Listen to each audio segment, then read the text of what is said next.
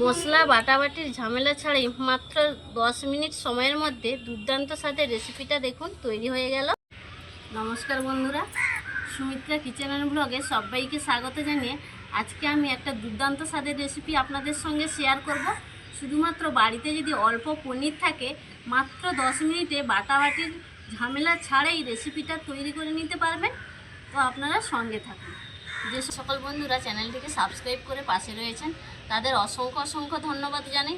যারা এখনও সাবস্ক্রাইব করেননি প্লিজ চ্যানেলটিকে সাবস্ক্রাইব করে পাশের অল নোটিফিকেশানটা অন করবেন, যাতে আমি যখন নিত্য নতুন ভিডিও আপলোড করব সবার প্রথম আপনারা নোটিফিকেশান পেয়ে যাবেন এবং রেসিপিগুলো দেখে নিতে পারবেন।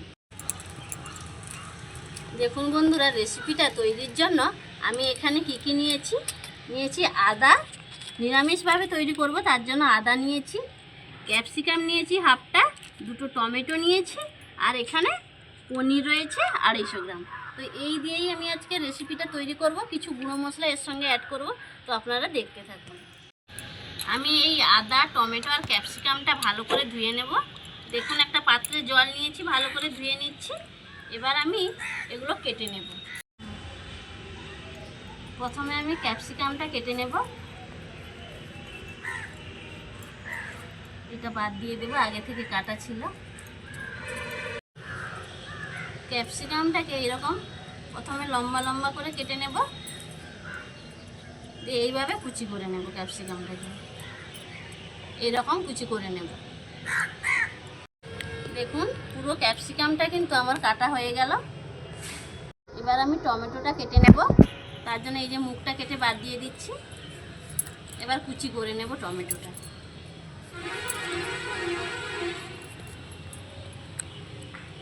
এইভাবে কেটে নেব।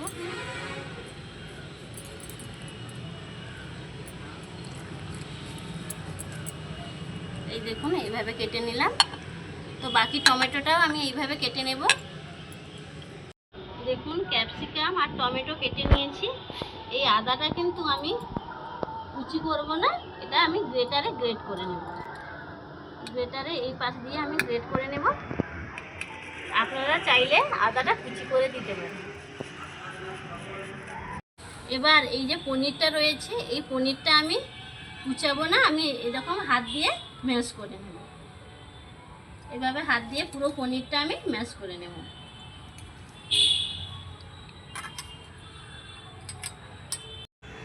প্রচুর গরম পড়েছে বন্ধুরা, তো দিনের বেলা এই জন্য ভিডিও করতে পারিনি ছাদে।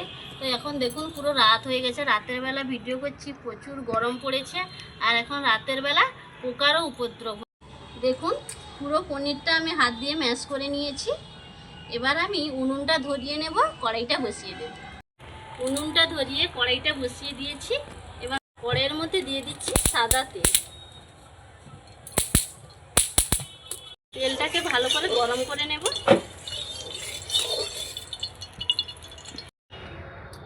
কড়াইয়ের মধ্যে দিয়ে দেব জিরে, 1/2 চামচ মতো দিচ্ছি। জিরেটা এখন ভেজে নেব। জিরেটা ভাজা হয়ে গিয়েছে, দিয়ে দেব গ্রেট করে রাখা আদা। আদাটা একটু নাড়াচাড়া করে নেব তেলের মধ্যে।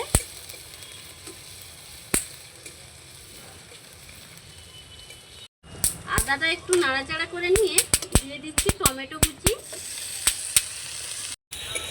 টমেটো কুচিটা একটু নাড়াচাড়া করে নিয়ে অল্প লবণ দিয়ে দিচ্ছি, এতে টমেটোটা খুব ভালোভাবে গলে যাবে। দেখুন লবণটা দেওয়ার ফলে খুব তাড়াতাড়ি টমেটোটা গলে গিয়েছে। এবার আমি দিয়ে দেব 1 চামচ বেসন দিয়ে দিচ্ছি। এই বেসনটাকে ভালো করে একটু ভেজে নেব।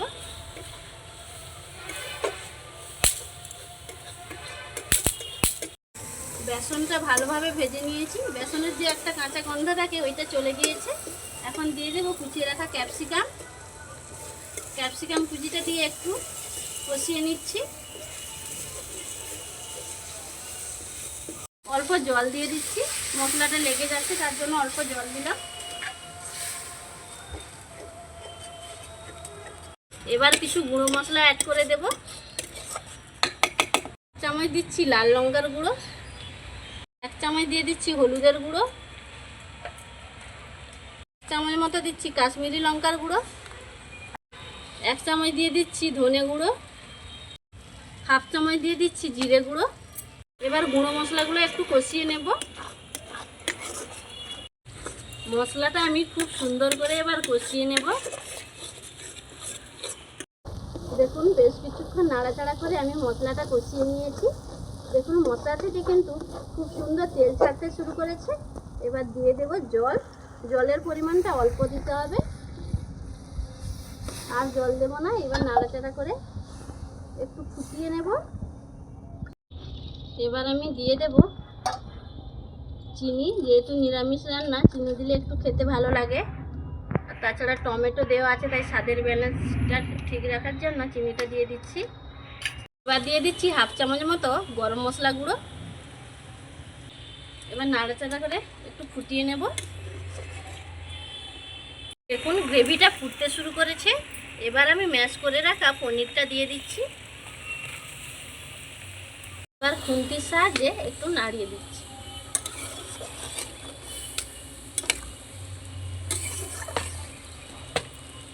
আমি নিরামিষভাবে তৈরি করছি বলে পেঁয়াজ রসুনটা দিলাম না। আপনারা যদি আমিষভাবে তৈরি করতে চান, আদাটা গ্রেট করার সময় একটু রসুন গ্রেট করে দিয়ে দেবেন, আর একটু পেঁয়াজ কুচো করে দিয়ে দেবেন। তো নিরামিষভাবে এই রেসিপিটা খেতে খুবই ভালো লাগে। শুধুমাত্র বাড়িতে যদি অল্প পনির থাকে, পুরো পরিবারের জন্য আপনারা মাত্র 10 মিনিট সময়ের মধ্যে মশলা বাটাবাটির ঝামেলা ছাড়াই এই রেসিপিটা আপনারা তৈরি করে নিতে পারবেন। তো অবশ্যই একবার বাড়িতে এইভাবে ট্রাই করবেন, খুবই ভালো লাগে।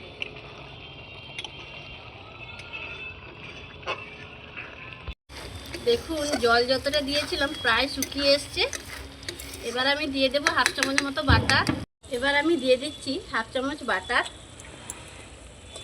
1 চামচ কসুরি মেথি নিয়েছি। এবার হাতে এইভাবে ঘষে দিয়ে দেব। এবার ভালো করে মিশিয়ে নেব।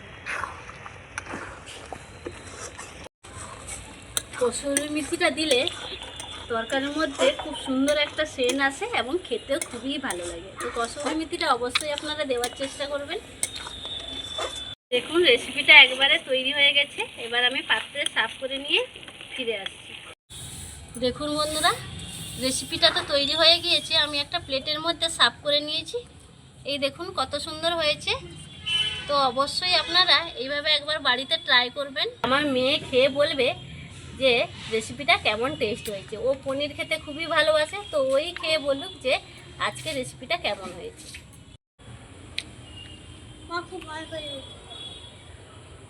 তো খেয়ে নাও।